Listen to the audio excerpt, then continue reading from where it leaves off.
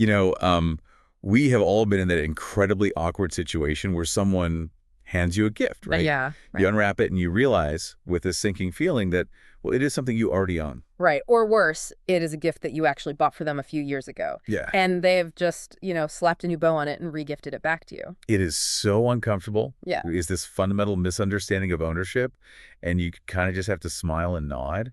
Well, we are taking that awkward dynamic today and applying it to our deep dive. We are looking at a really fascinating translated philosophical text today. Yeah, it's written by Su Feng and published in January 2024.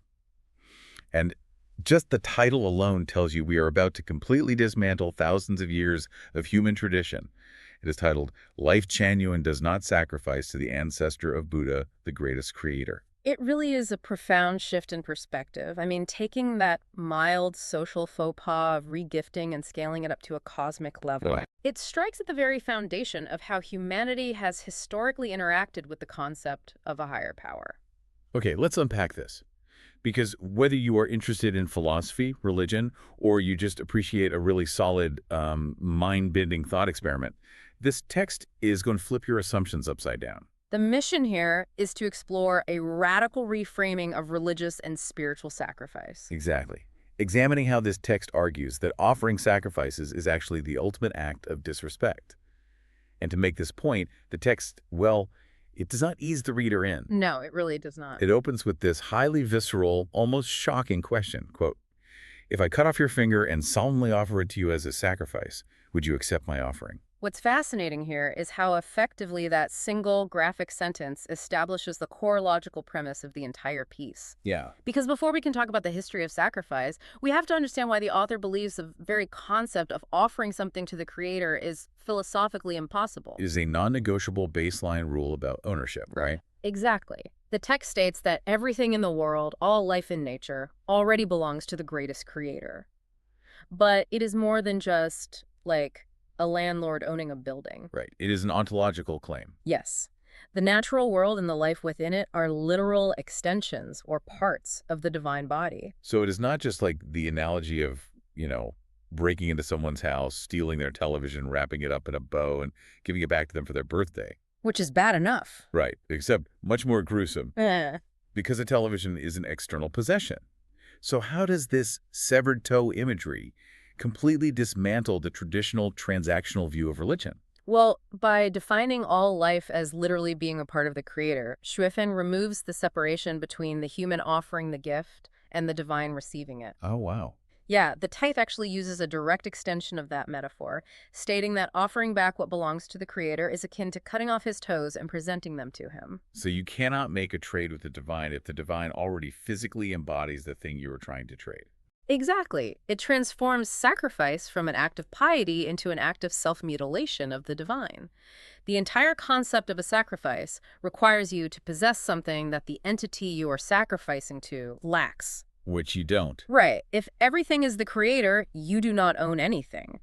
Therefore, offering life is not reverence. It is explicitly defined in the text as blasphemy. Calling it blasphemy completely flips the script. It means the people performing these rituals are actively insulting the very structure of the universe. Yeah, they are amputating a piece of it. Which is wild to think about. But if we accept this premise that the concept is philosophically impossible, it leads to the next natural question. Why do humans do it? Exactly. Humans did not just wake up yesterday and start offering up living things, which moves the conversation from abstract philosophy to, well, harsh historical reality. And the historical reality is where the text turns its focus next. The text points out that historically, early humans used to burn other humans alive as offerings to spirits. Yeah, it calls that an ignorant and cruel practice. Which it is. They felt completely at the mercy of chaotic natural forces and felt the only way to buy favor was to offer up human life. But the text acknowledges we have moved past that, right? Yeah. Modern civilized society has stopped sacrificing living humans. The altars where people were burned have been dismantled. They have, but the author does not let us off the hook just because we stopped throwing people onto pyres. Right. The text points out that today we slaughter cattle, sheep, chickens, and ducks for spirits. And it argues that while the form has changed, the essence remains exactly the same.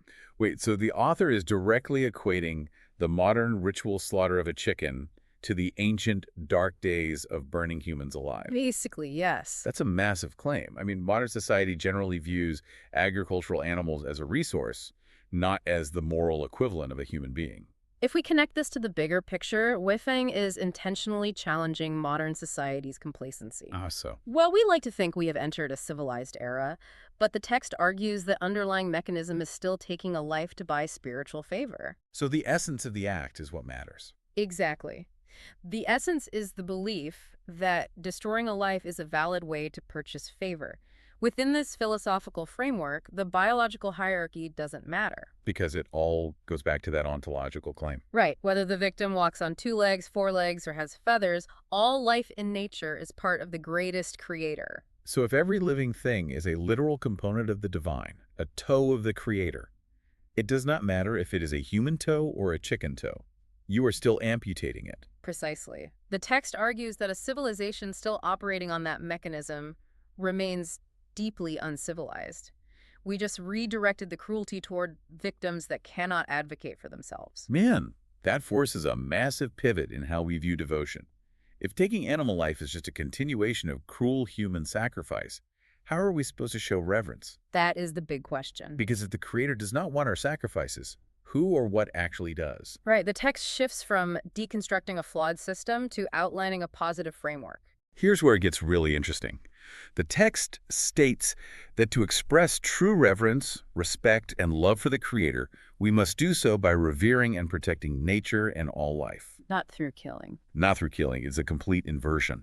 So what does this all mean for how we define a good religious act? This raises an important question. If the greatest creator has never wanted these sacrifices, who enjoys receiving them? And the text provides a very blunt answer. It does. Demons and monsters. Demons and monsters. It is just so stark. Yeah, and the text actually points to the classic epic journey to the West as proof of this. Oh, right. In the story, it is always the demons and monsters who demand and thrive on sacrifices. They do not just want the physical offering. They thrive on people expressing fear, terror, and begging for mercy. It's like an extortion racket. Exactly.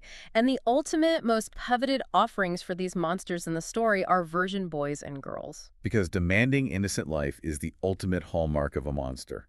It relies on maximizing fear and terror. Right. Fear is what they eat. True divinity, according to Sufeng, operates entirely on the protection of life. The Creator does not need to extort humanity. So humanity has spent millennia projecting demonic traits onto the divine. We thought we were worshiping, but we were essentially just feeding monsters. We confuse the extortionist with the architect. That is heavy. To summarize this whole journey through Sufeng's text, we started with that striking imagery of the severed toes, the realization that you cannot gift the universe a piece of itself. Right.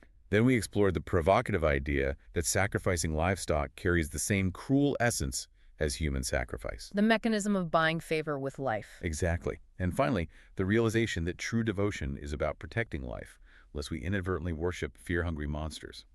So why does this matter to you?